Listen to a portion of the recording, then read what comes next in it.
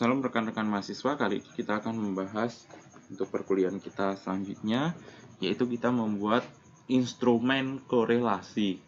Hari ini agak berbeda dengan kemarin yang regresi, yang nanti akan dihubungkan dalam rumus.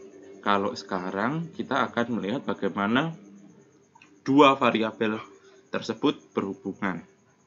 Jadi, apa itu penelitian korelasi? Penelitian korelasi adalah penelitian yang digunakan untuk mengeksplorasi hubungan antar variabel. Ingat ya, ini penelitian kuantitatif. Pasti akan selalu berhubungan dengan angka-angka dan statistika. Kemudian, apa tujuan dari penelitian ini?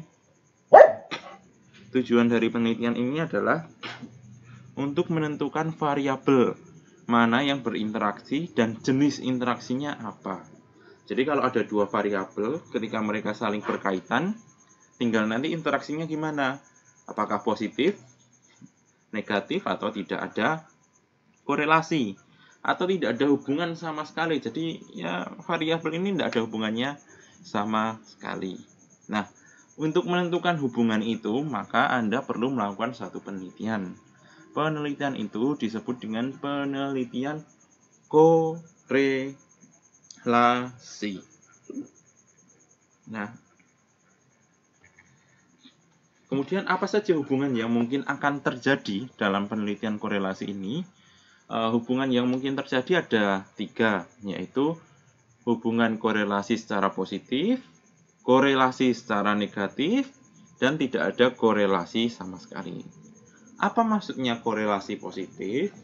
Maksud dari korelasi positif adalah apabila variabel A itu naik, maka variabel B juga naik. Apabila variabel A turun, maka variabel B juga turun. Jadi ada simultannya. Misalnya seperti ini. Kecerdasan berbanding lurus dengan kerajinan. Seperti itu.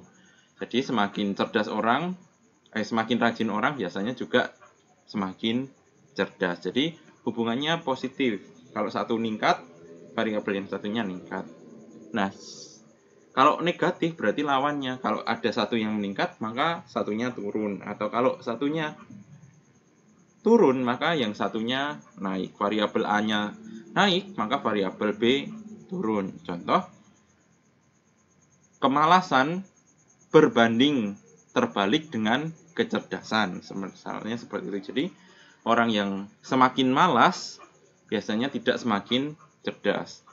Orang yang semakin cerdas biasanya tidak malas. Nah, itu adalah hubungan. Dan hubungan itu harus dibuktikan apakah benar atau tidak. Dan nanti yang membuktikan adalah angka-angka dari proses statistik kamu. Kalau tidak ada korelasi, misalnya ketampanan dan kecerdasan, dua variabel ini tidak ada relasinya. Jadi tidak ada korelasi sama sekali, tidak ada hubungan di antara keduanya. Jadi ketika Anda mau melakukan penelitian ini, Anda itu sedang mencari hubungan antara dua variabel tersebut. Jadi sampai di sini bisa dipahami ya, bahwa inti dari penelitian korelasi atau penelitian dengan hubungan ini adalah untuk mencari korelasi antara variabel A dan variabel B, antara A dan B. Apa hubungannya? Apa korelasi yang terjadi pada keduanya? Oke. Contoh judul yang nanti kita akan bahas dan sekalian kita akan buat instrumennya. Contohnya adalah hubungan pemahaman Alkitab dengan karakter kepemimpinan Kristen. Kemarin sudah ya, yang karakter kepemimpinan Kristen indikatornya ada otonomi, ada pengetahuan, otoritas, pemberdayaan, dan demokrasi. Nah, sekarang indikator pemahaman Alkitab. Ada saat teduh, ada doa, ada PA pribadi, ada kelompok, atau bisa juga di misalnya variabelnya kita ganti. Jangan pemahaman Alkitab, misalnya indikator disiplin rohani. Oke. Nah, jadi ini lebih tepat sih. indikator disiplin rohani. Ada saat teduh, ada doa, ada PA, pemahaman Alkitab secara pribadi, dan kemudian ada kelompok sel ataupun juga kelompok pemuritan. Nah, kita mau lihat apakah orang yang semakin disiplin rohani, karakter kepemimpinannya juga akan bagus, atau sebaliknya. Jadi hipotesisnya ada dua, tidak ada hubungan pemahaman Alkitab dengan karakter kepemimpinan, atau ada hubungan. Nah, kalau ada hubungan, maka nanti kita cari tahu apakah hubungannya itu positif atau hubungannya itu negatif. Nah, bagaimana cara membuatnya, instrumennya, ya kita akan lihat seperti kemarin. Kembali ke teks yang kemarin. Kali ini instrumen korelasi, maka kisinya ada dua. Tadi variabel yang pertama adalah disiplin rohani.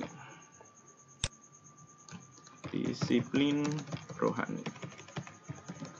Nah, seperti ketika kemarin membuat instrumen regresi, seperti yang di bawah ini yang sudah dapat ini, kepemimpinan, indikator otonomi, pernyataan favorable-nya.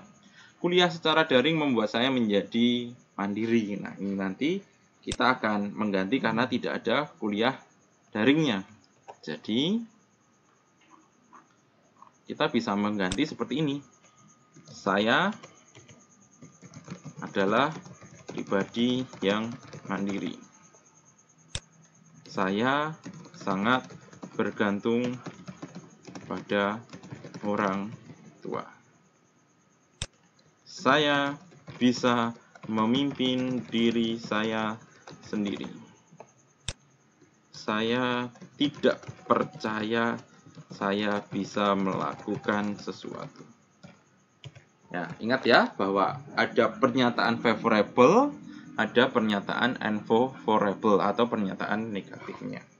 Nah, seperti ini tinggal nanti dibuat karena kemarin tidak ada kuliah daringnya, jadi indikatornya adalah resmi tentang saya dan variabel kepemimpinan dalam indikator otonomi dan variabel seterusnya di pengetahuan. Nah, kita juga akan membuat kisi untuk variabel yang disiplin rohani, misalnya saat teduh. Saya setiap hari melakukan saat teduh. Pertanyaan negatifnya, saya jarang melakukan saat teduh. Kita coba buat pernyataan favorable lagi. Saya melakukan saat teduh pukul 5 pagi. Saya biasanya bangun kesiangan. Nah, ini adalah pernyataan unfavorable dan favorable. Jadi kita tinggal menyesuaikan dengan indikatornya saja. Saya sangat suka berdoa. Saya malas berdoa. Saya berdoa syafaat setiap hari. Saya kadang lupa berdoa makan. Nah, ini adalah contohnya.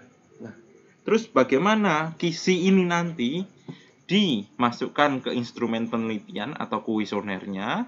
Jadi nanti kita akan mengacak seperti kemarin sesuai dengan skala Likert. Misalnya yang pertama adalah pemimpinan. Saya adalah pribadi yang mandiri. Maka responden akan menjawab sangat setuju, setuju, netral, tidak setuju, dan sangat tidak setuju. Mungkin yang kedua kita akan beri bagian variabel disiplin rohani. Saya setiap hari melakukan saat teduh, sangat setuju, setuju, netral, tidak setuju, dan STS. Dan seperti tadi bahwa ini nilainya adalah 5, 4, 3, 2, 1. Maka dari ini nanti akan kita jumlahkan atau ya kita akan lihat bagaimana trennya, bagaimana nanti di instrumen variabel kepemimpinan dan variabel disiplin rohani, karena kan kita punya dua kisi nih yang nanti akan kita masukkan ke dalam instrumen tersebut. Dan di akhir kita tinggal olah datanya dengan SPSS, maka kita akan mendapatkan hubungan antara dua variabel tersebut. Apakah ada hubungannya atau tidak? Kalau ada hubungannya, apakah hubungannya positif atau negatif? Dan nanti dari kisi ini tinggal diacak saja. Yang penting kita bisa menandai ini yang instrumen untuk variabel disiplin rohani, dan yang satunya untuk variabel kepemimpinan.